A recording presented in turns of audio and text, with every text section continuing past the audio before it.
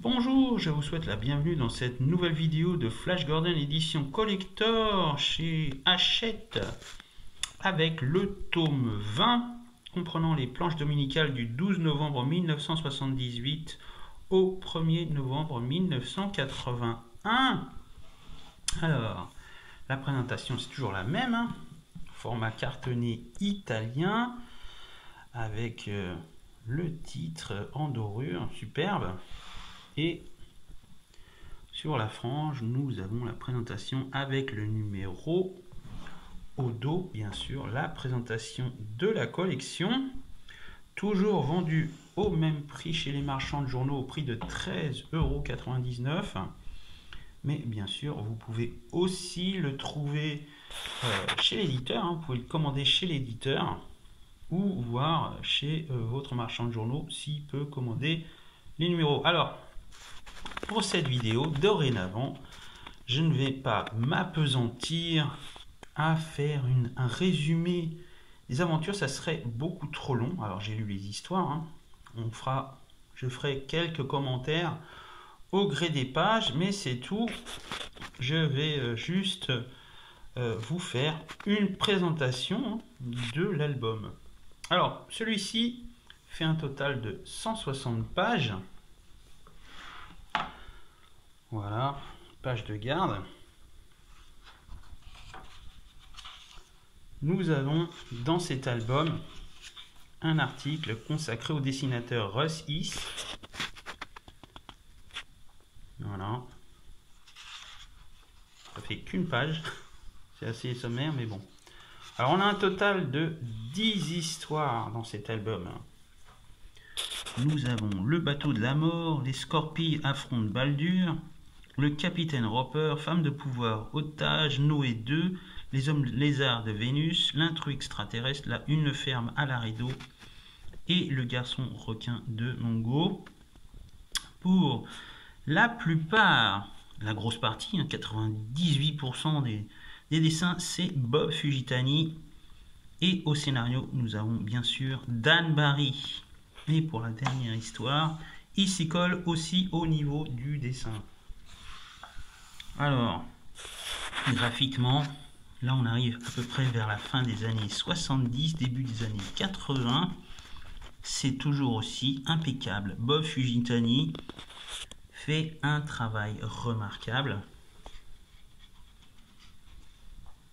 Voilà, toujours les mêmes styles d'histoire, à la fois rétro, mais moderne aussi, avec pas mal de personnages. Au niveau de l'ancrage aussi, cet album est vraiment superbement ancré. Voilà, c'est un petit régal. Alors, dans cette première aventure, nous retrouvons Flash Gordon aux prises avec ses vieux ennemis, les Scorpies. Voilà. Et là, il trouve une jeune femme qui était cryogénisée dans un vaisseau. Et en fait, cette femme parvient à reconnaître les Scorpies, même sous une fausse apparence. C'est une grande femme, cheveux roux, très athlétique, qui va bien sûr tomber amoureux de Flash Gordon, la grande surprise. Alors pour cet album, vous l'aurez constaté, il n'y a pas 3 bandes, mais 2 bandes. Pour ce qui est des planches dominicales.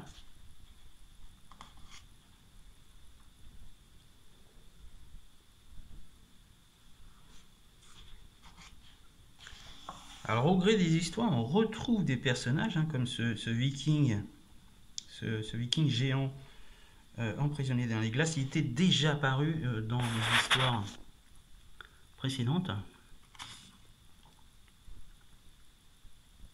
Alors là, c'est l'année 1979. On reconnaît un style. Là, c'est vraiment... on se rapproche vraiment du comics. Voilà. Davantage du comics que du pulp. Donc Bob Fugitani fait vraiment un travail superbe. On l'a vu, hein, depuis qu'il s'est attelé au graphisme, ça a été à chaque fois un niveau au-dessus à chaque fois. Voilà, c'est un régal, hein, vraiment.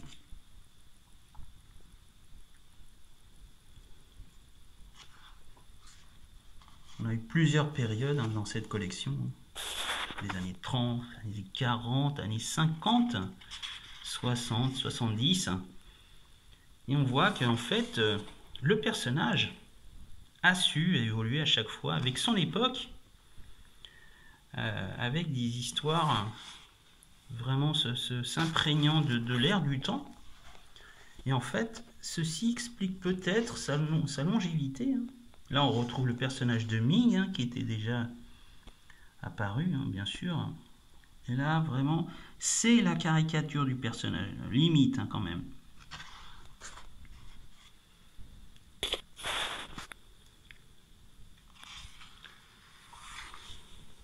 On a aussi d'autres méchants, hein, qui travaillent à chaque fois avec Ming. Alors, même si le personnage de Ming, c'est le grand méchant de la série, est en retrait, on le retrouve à chaque fois. En fait, il revient à chaque fois, à chaque période.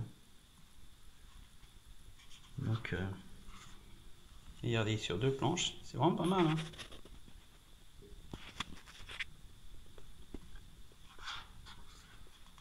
On retrouve aussi le personnage qui était déjà apparu, cette jeune femme qui voulait prendre le pouvoir sur la Terre et le confier aux femmes.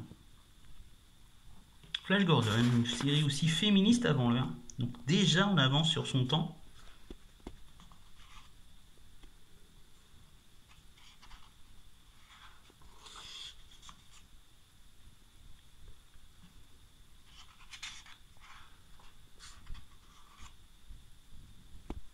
J'aime beaucoup le crayonné de Fujitani. C'est à la fois simple, mais vraiment c'est très travaillé.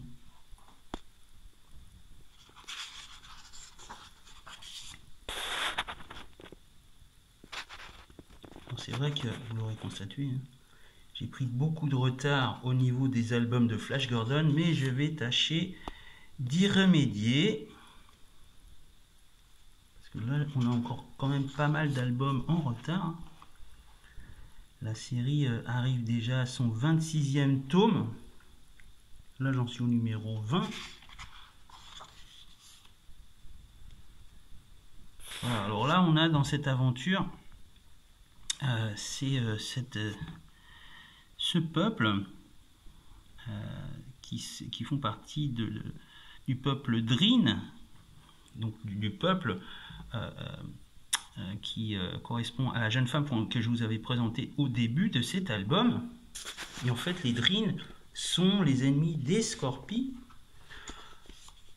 Donc là, pour cette aventure, en fait, les Drin demandent l'aide de Flash Gordon pour délivrer les leurs qui sont dans une ambassade sur une planète.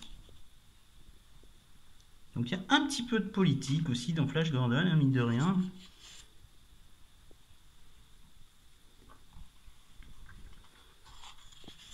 Les Scorpies, on peut dire que les Scorpies, c'est vraiment les ennemis de Flash Gordon dans les... je crois qu'ils étaient apparus déjà dans les années 50, avec une apparence un petit peu différente. Après, ils sont revenus à chaque fois dans les années 60 et 70.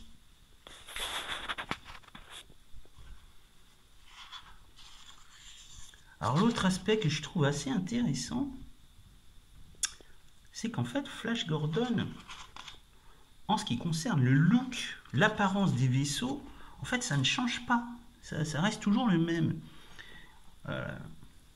Il aurait pu s'adapter aux époques, en fait, faire quelque chose d'un peu plus moderne, hein.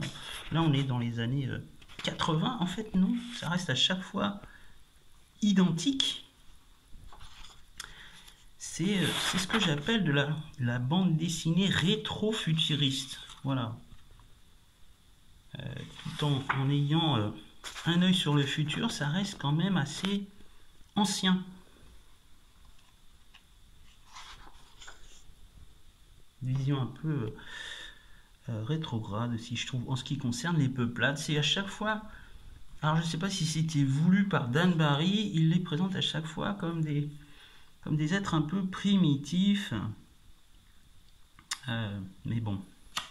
Alors c'est peut-être lui, hein, c'est peut-être voulu comme ça. Hein. Mais bon, il y a toujours beaucoup d'action. Là, on a une histoire où Flash Gordon doit en fait reprendre un vaisseau qui contient des créatures extraterrestres.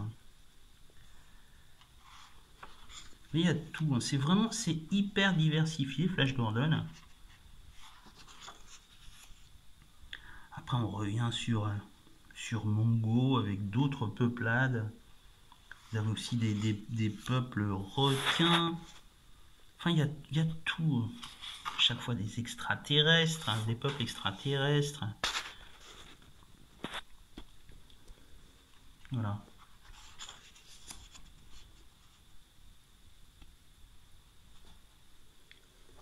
Alors, comme je vous l'ai dit, c'est vraiment une présentation sommaire. Hein. Je ne vais pas m'appesantir à faire un résumé. Hein. C'est vraiment une présentation.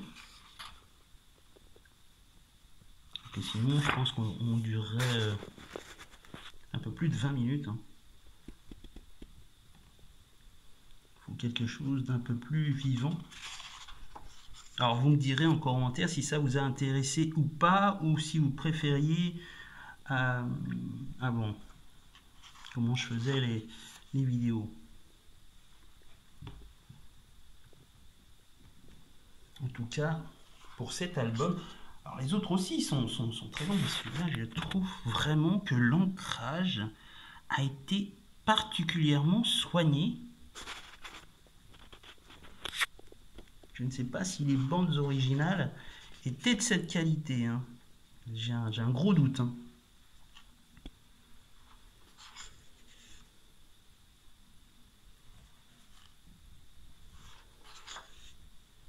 C'est superbe.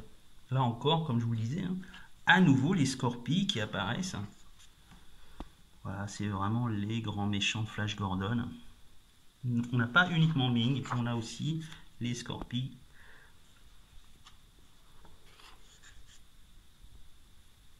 Personnages qui par la suite vont disparaître dans les derniers albums. Alors je ne vous ai pas encore fait bien sûr la vidéo des derniers albums. Là on arrive dans les années 90. C'est totalement différent. Le style est différent. Le graphisme aussi est différent. Je vous montrerai ça quand j'aurai fait les vidéos. Là on est encore dans du très bon. Là, année 80, quelle année là, 81, ça reste encore d'un haut niveau. Grâce bien sûr au talent de Dan Barry et de Bob Fujitani.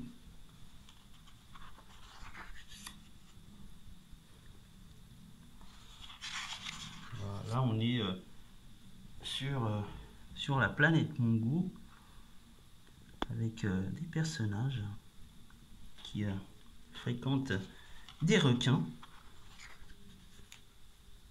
La nature aussi est très présente. C'est un des thèmes récurrents aussi dans la bande dessinée.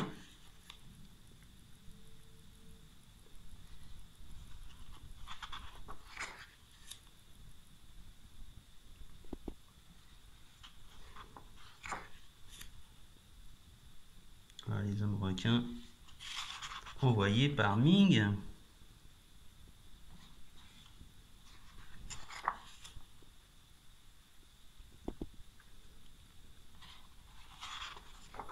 Voilà. Et à nouveau, on retrouve le personnage de Ming à la fin de l'album. Voilà, vraiment une très très bonne cuvée, 10 aventures totalement différentes les unes des autres. Pour cet album, le tome 20. Alors au moment bien sûr où j'ai fait cette vidéo, hein, l'album était paru déjà depuis plusieurs mois. Hein. Vous verrez en bas de cette vidéo tous les détails correspondant à cette publication. Et bien entendu, si vous avez aimé ou non cette vidéo, faites-le moi savoir. Quant à moi, je vous dis à bientôt pour une prochaine vidéo. Au revoir.